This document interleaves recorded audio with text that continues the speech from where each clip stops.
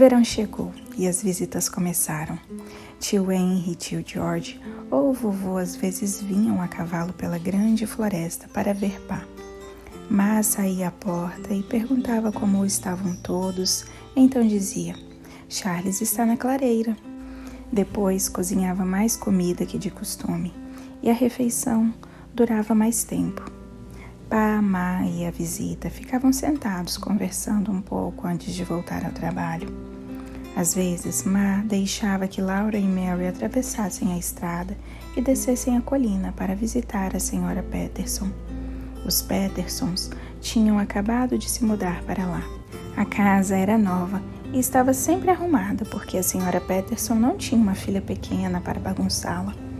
Era sueca e deixava que Laura e Mary vissem todas as coisas bonitas que havia trazido de seu país. Rendas, bordados coloridos e porcelanas. A senhora Peterson falava em sueco com elas, e elas falavam em inglês com a senhora, e todas se entendiam perfeitamente. Ela sempre dava um biscoito a cada uma antes que partissem, e as meninas iam comendo devagar durante a caminhada para casa. Laura dividia o seu no meio, assim como Mary fazia com o dela.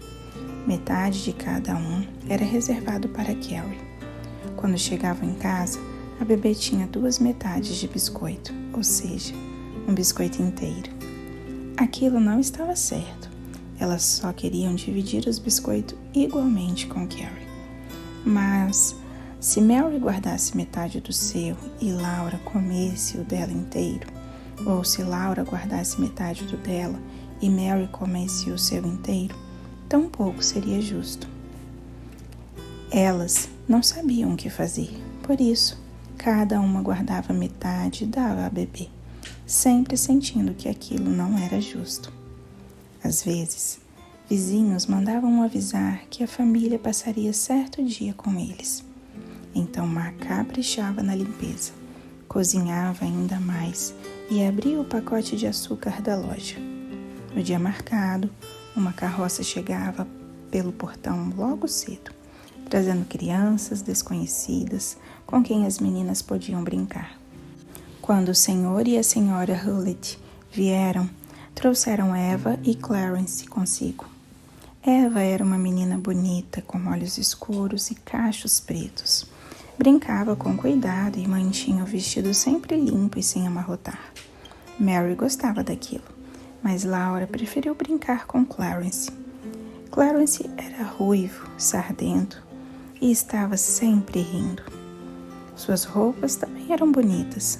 Ele usava um paletó fechado até em cima, com botões dourados e brilhantes e com acabamento trançado, e calçava sapatos com bicos de cobre. O cobre na ponta brilhava tanto que Laura desejou ser um menino também. Meninas não usavam aquele tipo de sapato. Laura e Clarence correram, gritaram e subiram em árvores, enquanto Mary e Eva caminhavam juntas e conversavam. Ma e a senhora Hewlett conversaram e deram uma olhada no livro das senhoras, que a visitante havia trazido. E Pa e o Sr. Hewlett deram uma olhada nos cavalos e na plantação. Depois fumaram seus cachimbos. Uma vez, tio Lot veio passar o dia. Naquela manhã, Laura teve que ficar parada um bom tempo enquanto Ma desenrolava seu cabelo e ajeitava os cachos longos. Mary já estava pronta, sentada direitinho na cadeira, com os cachos dourados brilhando e o vestido azul limpo e bem esticado.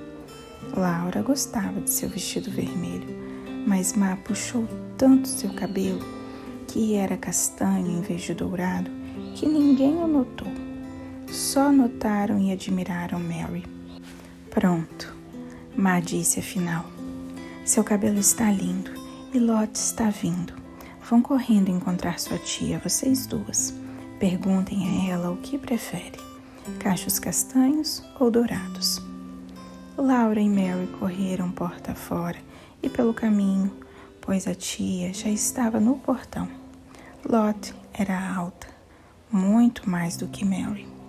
Seu vestido era de um tom lindo de rosa e ela carregava uma touca também rosa pelo laço. De qual gosta mais, Charlotte? Mary perguntou. Cachos castanhos ou dourados?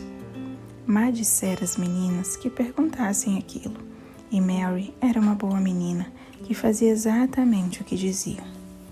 Laura ficou esperando para ouvir o que Charlotte diria, muito infeliz. Gosto de ambos, a mulher disse sorrindo. Ela pegou Laura e Mary pela mão, uma de cada lado, e as três foram dançando até a porta, onde Má estava. O sol entrava pelas janelas da casa e tudo estava arrumado e bonito.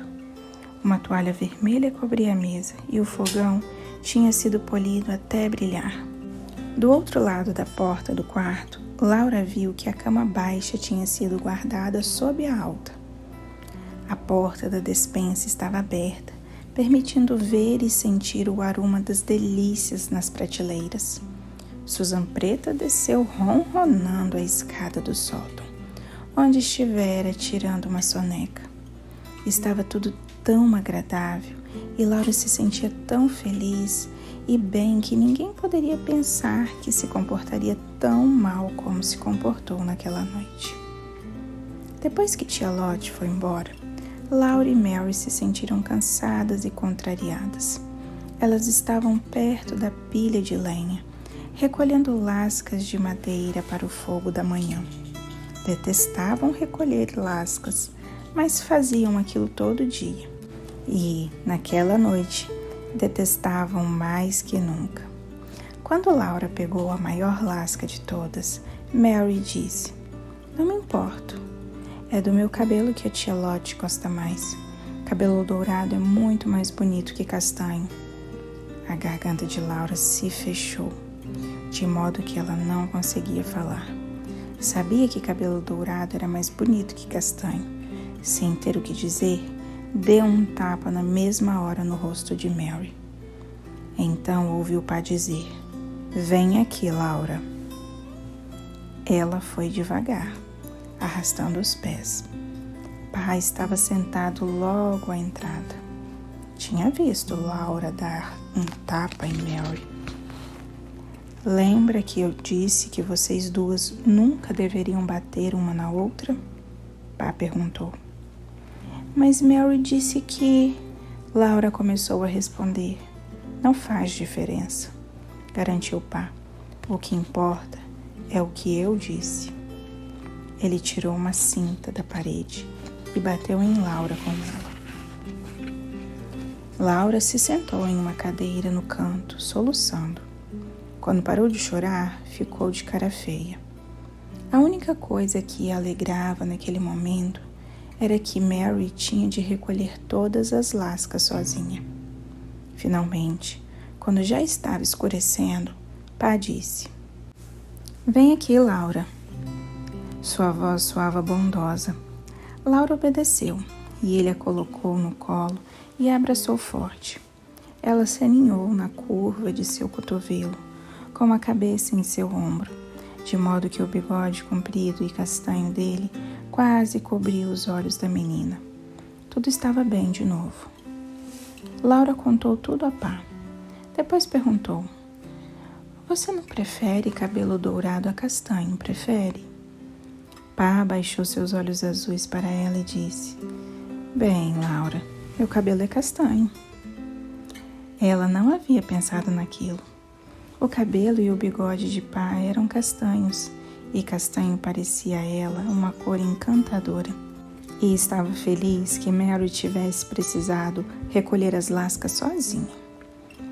Nas noites de verão, Pá não contava histórias nem tocava a rabeca. Os dias eram longos e ele ficava cansado depois de ter trabalhado duro nos campos. Má também vivia ocupada. Laura e Mary ajudavam a capinar o jardim e a alimentar as vacas e as galinhas.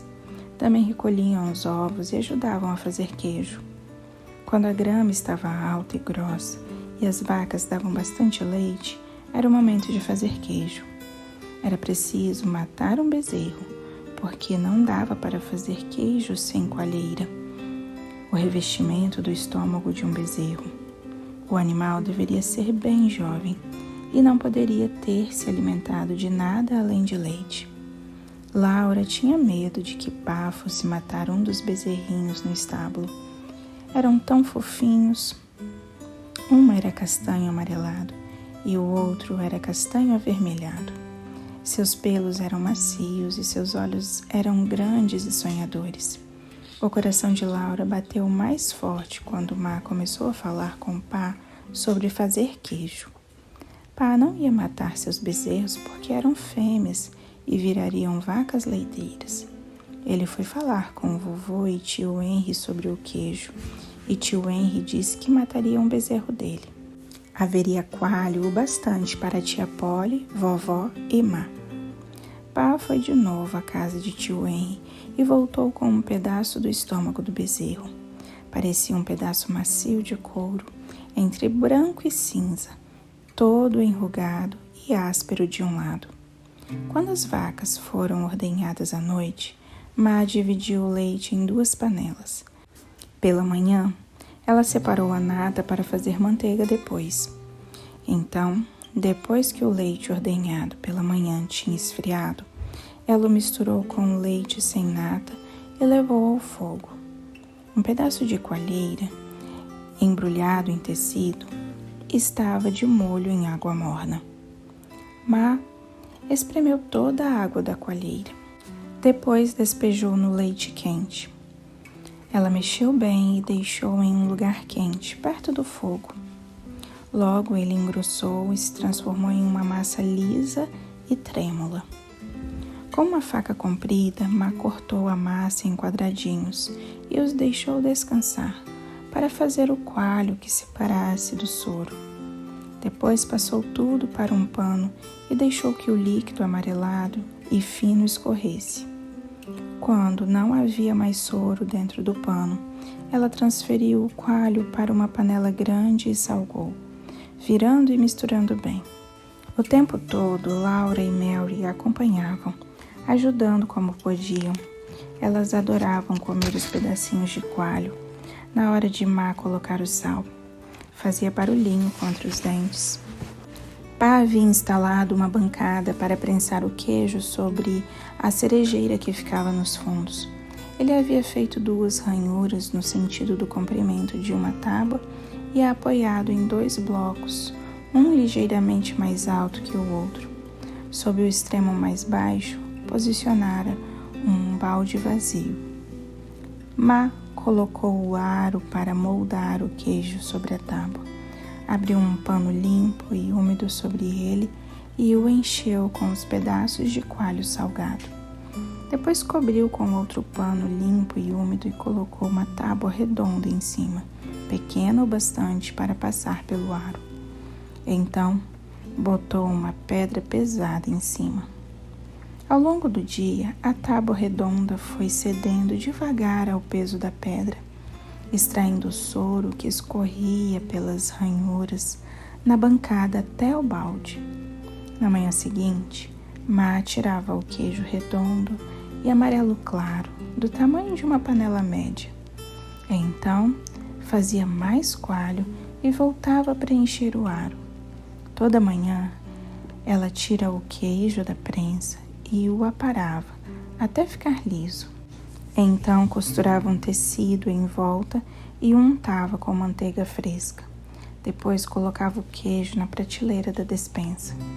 Todo dia ela limpava os queijos cuidadosamente com um pano úmido. Depois voltava a passar manteiga e virava.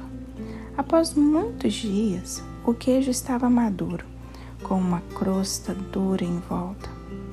Então, Má embrulhava o queijo em papel e o guardava na prateleira mais alta. Não havia mais nada a fazer além de comer. Laura e Mary gostavam do processo de produção do queijo. Gostavam de comer o coalho que fazia barulhinho nos dentes e gostavam de comer as bordas que sobrava quando Má aparava os queijos grandes, amarelos e redondos até que ficassem lisos antes de costurar o tecido em volta. Má ria delas por comerem queijo verde. Algumas pessoas dizem que a lua é feita de queijo verde, ela comentou. O queijo novo parecia mesmo com a lua cheia quando surgia atrás das árvores. Mas não era verde, era amarelo, como a lua. É verde porque ainda não amadureceu, explicou Ma. Quando estiver curado e maduro, não será mais. E a lua é mesmo feita de queijo verde? Laura perguntou. E Ma riu. Acho que as pessoas dizem isso porque é parecido, ela explicou. Mas as aparências enganam. Quando Ma limpava os queijos verdes e esfregava manteiga neles, contou sobre a lua morta e fria, que era como um mundo em que nada crescia. No primeiro dia em que Ma fez queijo, Laura provou o soro. Não disse nada a Ma, que riu ao ver o rosto da menina quando se virou. Naquela noite, enquanto lavava a louça do jantar e Mary e Laura secavam, Ma disse a Pa que Laura havia provado o soro, mas não gostara. Ninguém morreria de fome com o soro de Ma, como aconteceu com o velho Grimes e o soro da esposa, Pa disse. Laura implorou que ele contasse sobre o velho Grimes, embora estivesse cansado. Pa tirou a rabeca do estojo e cantou para ela. O bom e velho Grimes está morto. Nunca mais veremos o coitado. Ele costumava usar só casaco. Era cinza e todinho abotoado. A esposa dele fazia um queijo ralo, cujo soro o velho Grimes tomou. Então bateu um vento de leste a oeste e o velho Grimes consigo levou. Pronto, disse Pa. Ela era uma mulher malvada e sovina. Se não fizesse o queijo ralo, sobraria um pouco de nata no soro e o velho Grimes teria sobrevivido. Mas ela tirava toda a nata do leite e o velho Grimes ficou tão magro que foi levado pelo vento. Morreu de fome. Então Pa olhou para Ma e disse: Ninguém morreria de fome com você por perto, Caroline. Acho que não, Ma disse. Não com tudo que você provê para nós. Pa ficou satisfeito. A noite estava muito agradável, com as portas e as janelas bem abertas para a noite de verão, os pratos fazendo um barulho animado ao bater, enquanto Ma os lavava e Mary e Laura os secavam. Pa guardou a rabeca, sorriu e ficou assoviando sozinho. Depois de um tempo, ele disse: Caroline, amanhã vou até a casa de Henry para pegar a enxada emprestada. Os brotos em volta dos tocos já estão na altura da minha cintura na plantação. É preciso ficar sempre de olho ou a floresta volta a tomar conta de tudo. Logo cedo, ele iniciou a caminhada até a casa de tio Henry, mas não demorou muito para que voltasse correndo. Ele arreou os cavalos, pegou o machado, 2 chinas, o caldeirão e todos os baldes de madeira que havia ali. Não sei se vou precisar de tudo isso, Caroline, Pa disse, mas detestaria precisar e não ter à mão. O que foi? O que aconteceu? Laura perguntou, pulando no lugar de tanta empolgação. Pa encontrou abelhas em uma árvore, Ma disse. Talvez consiga trazer um pouco de mel. Ele voltou para casa antes do meio-dia. Laura tinha ficado esperando por ele e saiu correndo na direção da carroça assim que ela parou. Mas não conseguia ver o que havia lá dentro. Caroline, Pa chamou. Pode vir pegar o balde de mel? Vou arrear os cavalos. Ma foi até a carroça um pouco decepcionada. Bem, Charles, um balde de mel já é algo. Então ela olhou para dentro e jogou as mãos para o alto. Pa riu. Todos os baldes estavam lotados de favos de mel dourados, pingando. Ambas as tinas estavam cheias, assim como o caldeirão. Pai e Má fizeram mais de uma viagem para carregar as 2 chinas, o caldeirão e todos os baldes da casa. Má empilhou favos de mel bem alto em um prato, depois cobriu o restante com panos. No almoço, comeram tanto mel quanto aguentaram. Pá contou como havia deparado com a colmeia. Eu estava com minha arma, porque não ia caçar e agora que é verão, não se corre mais tanto risco de deparar com problemas. As panteras e os ursos estão tão gordos nessa época do ano que ficam preguiçosos e bem-humorados. Bem, peguei um atalho pela floresta e quase dei de cara com um ursão. Contornei a vegetação rasteira e ali ele estava, tão distante de mim quanto o outro lado do cômodo. O urso olhou para mim e acho que viu que eu não tinha arma, porque não me deu mais atenção. Ele estava ao pé de uma árvore grande, envolto em abelhas unindo. Elas não conseguiam picar o bicho por causa dos pelos grossos e ele as ficava afastando com uma pata. Fiquei ali olhando para o urso. Ele enfiou a outra pata em um buraco da árvore. Quando atirou, pingava mel. O urso lambeu a pata e a enfiou de novo. Eu queria o mel para mim, por isso fui atrás de um pau. Fiz o maior barulho, batendo com o pau em uma árvore e gritando. O urso estava tão gordo e tão cheio de mel que se apoiou nas 4 patas e se mandou para o meio das árvores. Eu persegui por um momento para que se afastasse mais rápido das árvores. Então vim correndo buscar a carroça. Laura perguntou a Pá como ele tinha conseguido tirar o mel com todas as abelhas. Foi fácil, ele respondeu. Deixei os cavalos longe para que não fossem picados. Depois derrubei a árvore e a abri.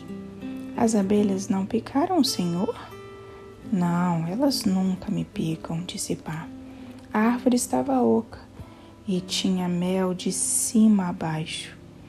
Devia ser um estoque de anos.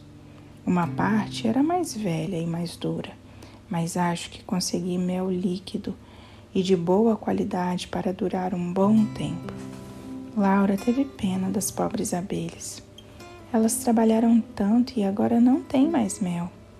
Pá disse que havia sobrado bastante mel para as abelhas e que havia outra árvore grande e oca lá perto, para a qual podiam se mudar. Ele disse que era hora de terem uma nova casa. As abelhas iam pegar o mel velho que havia restado na árvore, transformar em mel novo e guardar em seu novo lar. Reservariam cada gota e logo teriam bastante mel de novo, muito antes que o inverno chegasse.